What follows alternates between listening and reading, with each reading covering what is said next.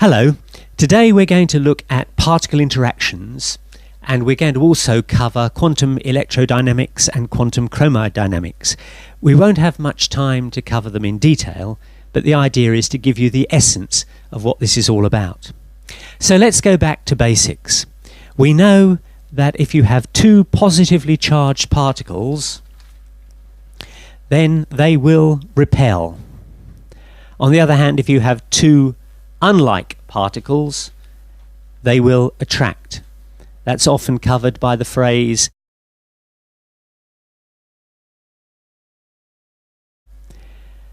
the actual force of attraction is given by the Coulomb law, which is simply that F, which is the force, is equal to Q1 Q2 over 4 pi epsilon naught r squared, where Q1 and Q2 are the sizes of the charges in coulombs and r is the distance between them.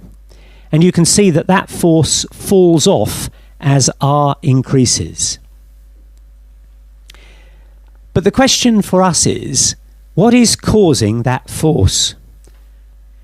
There must be something that is making those two particles aware of one another's presence and causing them either to attract or repel. And that's where quantum electrodynamics comes in. But before we get into that, we must study Feynman diagrams, which are a very useful device for helping us understand these things. Feynman diagrams were invented by the famous physicist Richard Feynman, and in a simple picture they describe what it would take a lot of words to do. The rules of Feynman diagrams are quite simple. The time is always going upwards. So you start at the bottom and you work your way up. Particles coming in are shown here, particles going out are shown here, and the interaction between them is shown here. We follow the convention that particles are shown by solid lines, whereas bosons are shown by wiggly lines. What's the difference between the two? Well, that's really covered in my video on the standard model, but just to remind you that all the elementary particles that we are aware of can be put into this table. There are 6 quarks: the up quark and the down quark, the charm quark and the strange quark, the top quark and the bottom quark.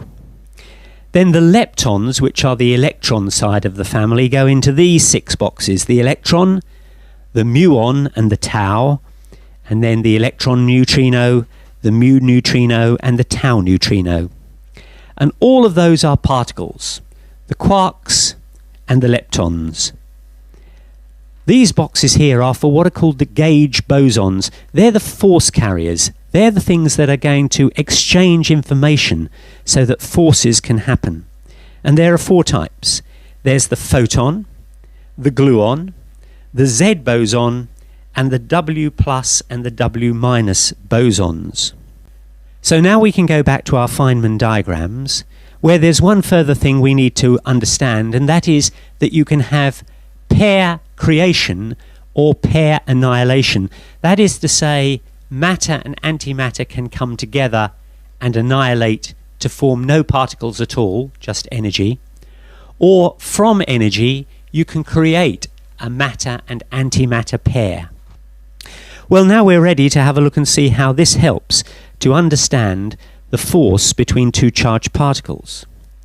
As far as the Feynman diagram is concerned, we have an electron coming in and an electron going out, and another electron coming in and going out. But the force which either attracts or repels them is carried by a virtual photon. That is the force carrier. It's also called a gauge boson. We can use Feynman diagrams to understand other interactions. Take, for example, the interaction that is going on all the time in the sun. Protons are being converted into neutrons.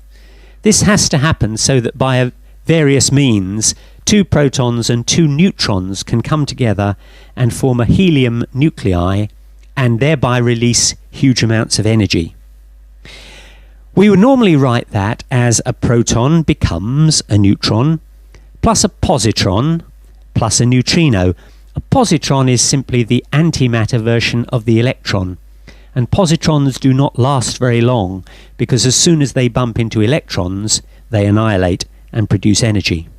So you might think that the Feynman diagram for this process is that a proton comes in and then three particles, a neutron, a positron and a neutrino, are emitted. But actually that's not quite right. What really happens is that a proton comes in and a neutron goes out and a W plus boson is emitted. But that W plus boson doesn't last very long before it decays into a positron and a neutrino. So what in fact is happening is that the proton is converting into a neutron by the emission of a W plus boson, which subsequently decays. We can look at a similar process, the process by which a neutron changes into a proton. In this case, the neutron becomes a proton by the emission of a W minus boson. That then decays into an electron and an antineutrino. This gives rise to the concept in the quantum mechanical world that anything that can happen does happen, provided that the baryon number is conserved. Baryons are things like neutrons and protons. The lepton number is conserved, that's electrons, and that charge is conserved. So for example, we can have a situation where a proton and an electron meet together to become a neutron and a neutrino by the exchange of a W plus boson. And now you can see that the baryon number is conserved because a proton comes in and a neutron goes out. The lepton number is conserved because an electron goes in and a neutrino comes out. And charge is conserved because we have a neutron and a neutrino coming out, and neither of those have charge. And the proton is positively charged, the electron is negatively charged, and the two together essentially neutralize one another, so charge is conserved. But let's look more closely at the process that happens when a proton changes into a neutron. The Feynman diagram shows that a proton comes in and a neutron comes out with the emission of a W plus boson, which decays into a positron and a neutrino.